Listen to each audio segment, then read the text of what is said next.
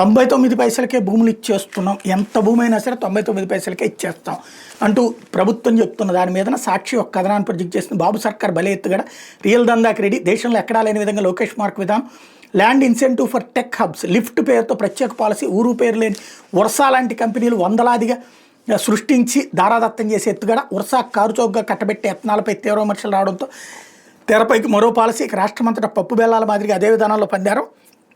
Fortune 500 యూరోప్పై ఉన్నతాధికారుల అనుమానాలు, ఆ ఇండెక్స్లో స్విట్జర్లాండ్కి చెందిన 36కి పైగా కంపెనీలు, అసలు ఐటీ కంపెనీలు ఎక్కడ అంటూ ఏ ప్రభుత్వమైనా కంపెనీకి ఉదారంగా భూములు ఇవ్వాలంటే ముందుగా దాని ట్రాక్ రికార్డు చూస్తుంది.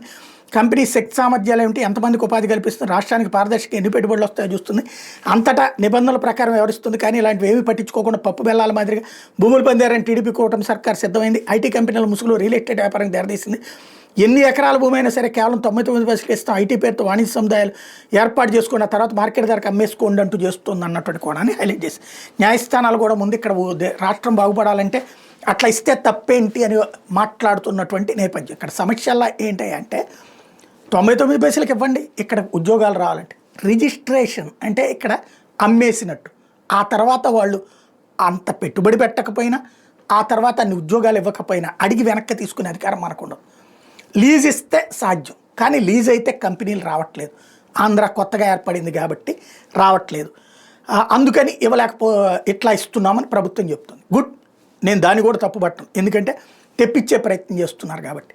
కానీ ఆ సదరు సంస్థల్లో రొటేషన్లో 10% లేదా ప్రాఫిట్లో 30%, ఆ తర్వాత ఇంత డబ్బులు ఇన్ని వేల కోట్ల రూపాయలు వాళ్ళకి ఇస్తున్నప్పుడు ఆ ప్రాఫిట్లో 30% లేదా ఏడాదికి ఇప్పుడు జిఎస్టీ ఎట్లయితే టోటల్ వ్యాపారంలో ఇంత పర్సంటేజ్ అని కట్టించుకుంటున్నారో అట్లాగో మనం తెప్పించుకుంటే, ఆ విధంగా ఒప్పందం చేసుకుంటే రిజిస్ట్రేషన్ చేసేసినా తప్పు లేదు.